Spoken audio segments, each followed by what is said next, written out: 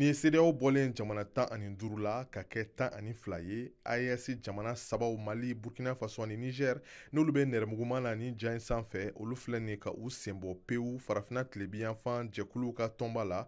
Wa o jamana 3 senbɔli CEDEAO la o bɛ waleya ni arabadon yɛrɛ i n'a fɔ CEDEAO y'a pereperelatigɛ cogo min na a ka dantigɛli sɛbɛn dɔ kɔnɔ.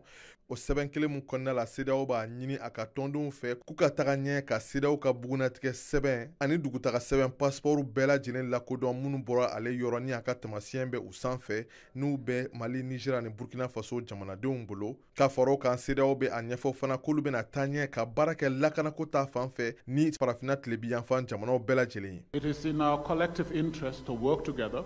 A ko mun daga di an bɛɛ lajɛlen na o ye an ka taa ɲɛ ka baara kɛ ɲɔgɔn fɛ lakanako ta fanfɛ.